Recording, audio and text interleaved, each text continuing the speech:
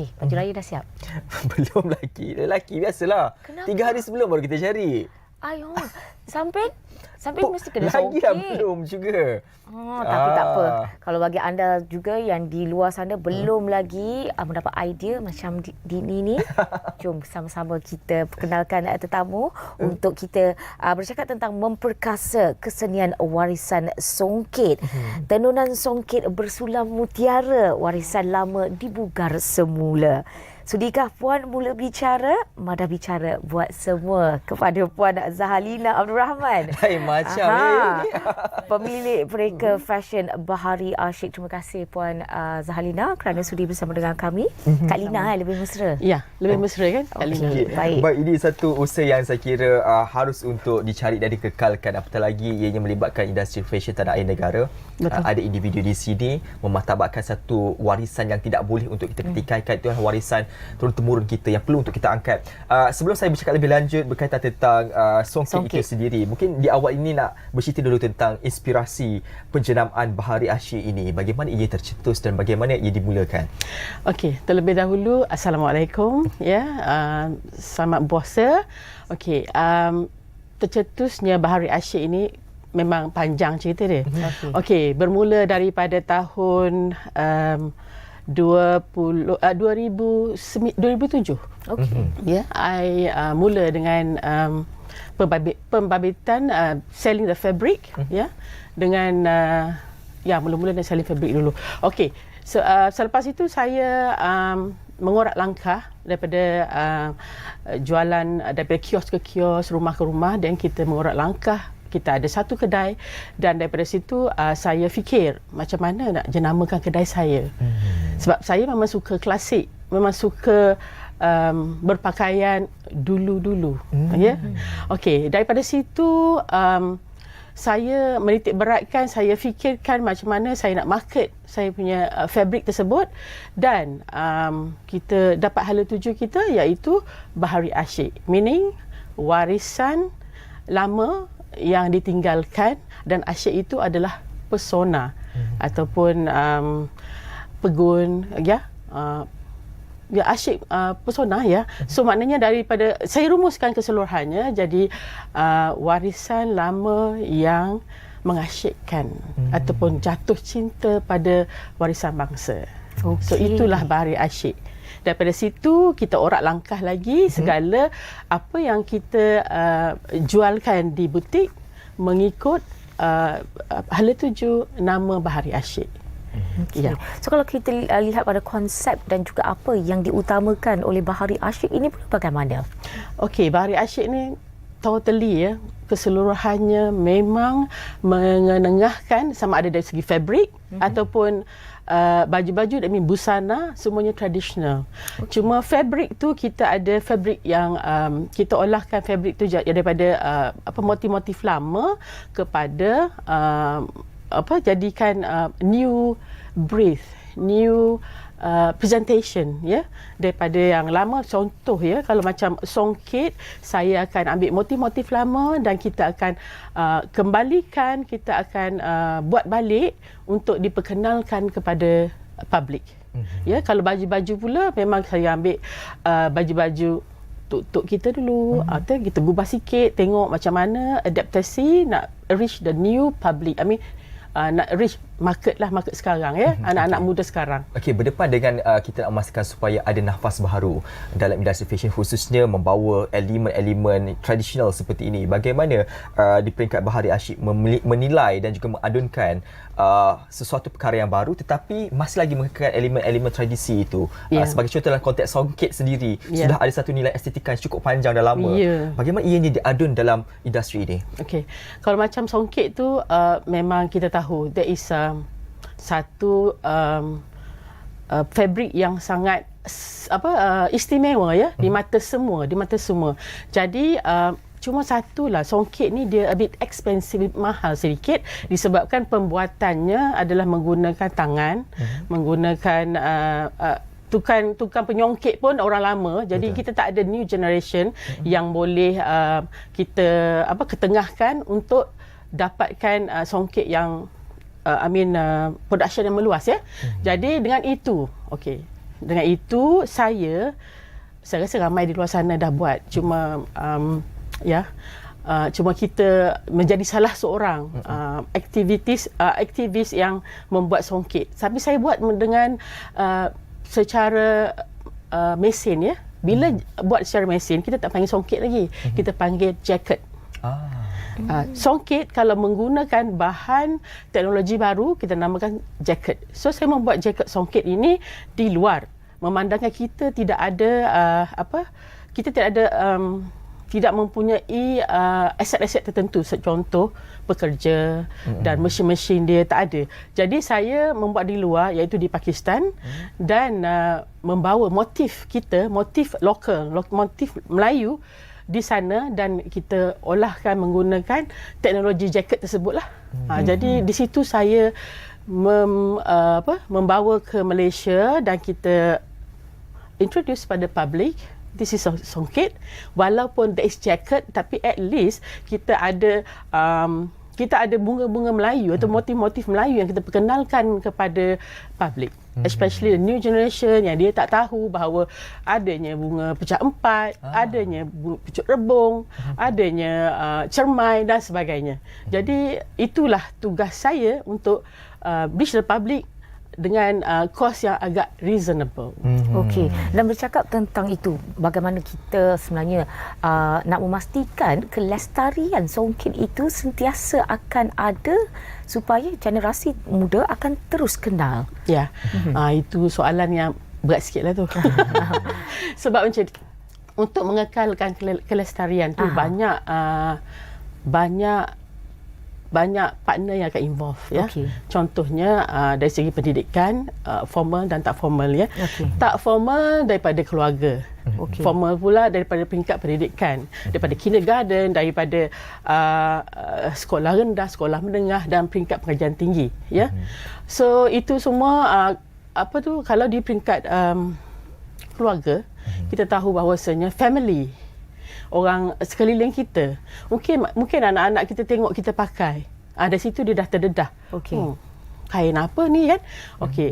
Lepas tu ke peringkat kindergarten. Mungkin kalau kita boleh adakan subjek-subjek tertentu. Contoh kalau kita buat colouring, letak motif-motif songket tu, dan dia colours, adanya motif-motif tertentu dengan namanya. Jadi tak secara langsung itu mendedahkan kepada kanak-kanak di peringkat awal, ya. Kalau pergi ke secondary pula, mungkin kita boleh adakan cara macam mana nak buat songket, ya, macam mana nak buat tenun. So dengan tak secara langsung itu pun memang mendedahkan kepada anak-anak muda ni. Dan selain pada tu, mungkin kita boleh approach another contoh kain yang lain seperti telepuk. Mungkin itu susah sedikit, mungkin di peringkat pengajian tinggi. Begitulah pendapat saya, kan, untuk mengekalkan ataupun untuk kita mendedahkan kepada public as well as anak-anak ni, supaya dia kenal apa itu songket, apa itu telepuk, apa itu tenun, ya, macam mana dinamakan. Saya rasa itulah yang paling penting, peringkat bawah. Okey, baik. Selain itu juga, bulan Ramadan ni pastinya tak larilah kita, kan, daripada kita menyediakan keperluan untuk di hari raya. Di peringkat Bahari Asyik sendiri, koleksi di hari raya ini, bagaimana koleksi itu dicetuskan untuk tahun ini, dan apakah pilihan yang ditawarkan kepada pengguna juga mereka seperti Halina yang suka sangat pakai seperti itu? Awak pun tak ada songket lagi. Halina memang kena dapatkan koleksi saya. Soon. Okey. So macam ni, untuk Bahari Asyik kami ada 25 design, ya. 25 design untuk diketengahkan, untuk dijual pada musim ini, dan sedang berjalan sekarang ni, sedang berlangsung. Kami ada semua tradisional. Maknanya saya ada baju kurung, kebaya, kurung dan kebaya, tetapi dalam bentuk yang berbeza. Maknanya kalau kebaya tu saya ada setengah tiang. Pernah dengar? Tidak. Kurung jujur ni, setengah tiang itu apa? Kebaya setengah tiang biasanya dipakai oleh wanita Negeri Sembilan. So dia ada cutting yang tertentu yang mana sangat popular di sana lah dulu. Jadi kita ketengahkan balik supaya ya macam Halina pun tak pernah dengar kan. Begitulah. Jadi saya nak public tahu bahawa kita banyak baju-baju tradisional lama yang kita perlu dedahkan, ya. Yang perlu dedahkan dan perlu kita pakai supaya kita tahu this is our national traditional costume. Ya, selain pada itu saya ada kurung kita ada kurung kuno, kurung Pahang, kurung Riau. So setiap design tu berbeza dari segi cutting, dari segi warna, dari segi of course pemilihan fabriknya, ya. So ada lagi banyak lagi. Ada juga yang macam saya contemporary kan, ya, contemporary kan, contoh kurung dandia. Kita buat special surprise, ya. Depan nampak kurung, belakang kita adakan satu gathers modern supaya elemen tersebut dapat menarik anak-anak muda ni datang ke Bahari Asyik dan tidak secara langsung dia tahu this is leher kurung. Ada pula kita punya kekek. Ni kekek namanya, macam tu. Kebanyakan yang saya lihat kalau yang berumur 17, 18 sekarang ni kain pun dia pakai salah. Dia pakai kain tu di belakang. Yang belahnya di belakang, yang belakang di depan. Bila kita cuba fittingkan mereka, itu yang dia persembahkan kepada kita mula-mula. Jadi itu maknanya saya rasa memang ramai yang belum tahu, especially yang generasi sekarang ni yang berumur 16, 15, 17 tahun. Dan saya sebenarnya tertarik dengan desain-desain yang telah Kak Lina katakan tadi. Tapi bagaimana dapat idea, cetusan idea ni untuk gabung, untuk buat dia jadi menarik dan sebagainya? Betul. Sebenarnya betul kata orang tua-tua kan. Jauh perjalanan, luas pandangan. So begitulah dengan saya. Saya banyak pergi sourcing fabric di Pakistan, Dubai, Indonesia juga. Jadi di situ kita perhatikan komuniti sekeliling. Jadi baju-baju saya kalau sedikit je lain daripada kurung, maknanya saya memang perhatikan fashion di sana. Especially di India. Di India banyak. Kita pun sebenarnya kurung kita diinspirasikan ataupun dipengaruhi oleh pedagang-pedagang yang membawa rempah ratus dulu, yang mana lebih kurang sama dengan kurta mereka, ya. Jadi di situ saya tengok cara orang sana berpakaian, why not I try to apply, ya. Contohnya macam kita ada kurung archipelago yang mana kita ada 12 kekek, ya. 12 kekek. Ya, 12 pesak, 12 pesak, kita ada 6 pesak. So 12 all together. So yang itu memang saya ambil idea daripada sana. Bila saya perhatikan ada pasangan ini yang wife-nya menaiki motor suaminya, di belakangnya pakai baju sebegitu dengan cuacanya panas. Jadi saya kata dengan tekstur fabriknya juga. Jadi saya kata why not kita apply pada pada Malaysia dengan keadaan fabrik sebegitu dan karakter baju kurungnya ada di situ. Cuma yang membezakan adalah pesak sahaja. Okey, baik. Selain itu juga pastinya untuk pemilihan dan juga menggabungkan elemen seperti itu, pemilihan material ataupun fabrik sangat penting. Apatah lagi dengan nak disesuaikan dengan cuaca kita. Betul. Di peringkat Bahari Asyik sendiri, apakah pemilihan fabrik yang paling diutamakan dan menjadi pilihan utama? First and foremost, orang putih pula ya. Okey, terutamanya saya suka menilai fabrik dahulu. Fabrik kami sebenarnya saya cari ataupun sourcing fabrik yang selesa, yang sesuai dengan cuaca kita. Cuaca kita panas kan. So linen is play a main role. Linen yang utama, tenun, kapas, voile dan sebagainya. Semua fabrik yang berlandaskan natural, bahan alami. Bahan alami seperti sutra juga. Cuma sutra sekarang ni agak mahal, jadi kita kurangkan. Kita cuma concentrate pada linen dengan voile. So macam Ashraf tanya tadi, apakah yang membuat saya memilih kan untuk baju saya kan. Okey, daripada situ saya olahkan baju mengikut fabric yang saya ada, ataupun saya akan olah design baju dulu dan saya pilih fabric tersebut. Okey, fabric must be good dengan kita punya design baju. Betul. So dia blend. Bila blend tu, itu saya rasa yang menarik perhatian ramai. Tapi kalau fabric tu tidak kena dengan baju, itu spoil. Fabric itu yang paling penting. Ya, dia akan spoil design maksud saya. Tidak ada keselarian. Okey, faham. Ya. Okey. Kat mana saya nak pergi rasa fabric dan lihat sendiri design-design ni? Okey. Halina boleh pergi ke Shah Alam, Okey. di Emira Residence, ya, di tingkat 1 Bahari Asyik, depan Aeon Shah Alam, section 13. It's very easy to find. Okey. Dekat aja. Waktu operasi pukul berapa? Kita kena rancang ni. Untuk bulan Lagi puasa sekarang ni, bulan puasa ni kan. untuk bulan puasa ni kami buka lebih awal sikit. Okey, daripada 10.30 pagi sampai 9.30 malam. Okey, sempat-sempat 9.30 kan.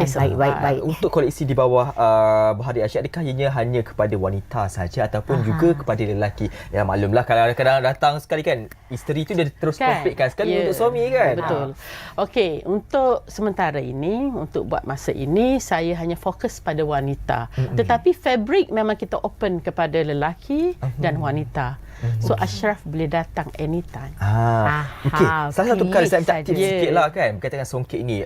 Khususnya kepada lelaki. Lelaki banyak beli songket untuk baju Melayu, kebiasaannya itu diadunkan. Cuma satu perkara lagi, lelaki dia suka ambil mudah tentang pengurusan songket, tenun songket ni secara khususnya. Sebab kita nak jaga tenun songket ni supaya kekal tahan lama. Mungkin ada tips sedikit berkaitan tentang penjagaan songket ni supaya tetap kekal tahan lama, cantik, terletak dan orang kata tidak patah dia punya uratnya tu. Dia punya benang tu tak patah. Betul. Okey. Sebenarnya songket ni kalau nak jaga, tak payah hantar dry clean. Kita cuma anginkan sahaja sebab sampin kan? Bisa sampin. So kita gulungkan dia. Sudah kering, gulungkan dia dan simpan. Kalau dry clean, kebanyakannya benang emas tu terbuka dan dia patah. Betul. Dia patah. Jadi kalau nak yang terbaik, itulah dia. Kita kena anginkan dan gulung. Gulung kalau you ada satu batang macam batang penyapu kayu tu, kan ada dijual di luar sana yang kayu tu, itu digulung dan masuk dalam plastik ataupun cuma simpan dalam almari dan angin tempat yang agak redup lah. Tak nak bagi warna songket itu terdedah, nanti dia color warna dia akan macam mana nak cakap tu, warna dia turun bukan turun, makan cahaya. Faham. Ton. Akan pudar lah. Pudar. Pudar. Baik. Okey, dan terakhir sekali, dan kita nak tahu perancangan Puan Zahalina melihat penjenamaan Bahari Asyik ini 10 tahun ke hadapan bagaimana? Saya tidak lain tidak bukan untuk perancangan di masa hadapan ingin memiliki boleh katakan factory lah kilang membuat songket secara mass. Bukan yang secara tenun tu. Itu saya tahu sekarang dah ada, tapi secara mass yang mana itu di luar kemampuan saya sekarang. Dan saya ingin mengenengahkan lagi supaya anak-anak muda sekarang kenal dan tidak janggal kepada songket. Itu dia perancangan yang sangat hebat ni. Betul, pakaian orang Melayu secara khususnya, tradisi ini dia banyak falsafahnya yang perlu untuk kita ketahui, dan setiap falsafah itu mengandungi maksud yang sangat penting sebenarnya dalam kehidupan kita. Dan menariknya juga itulah kualiti ataupun nilai estetik yang terdapat dalam pakaian Melayu. Sebagai contoh songket yang barangkali kita hanya pandai pakai tapi tidak tahu bagaimana ianya bermain dalam falsafah kehidupan kita. Itu kita akan berbincang tapi next time. Boleh?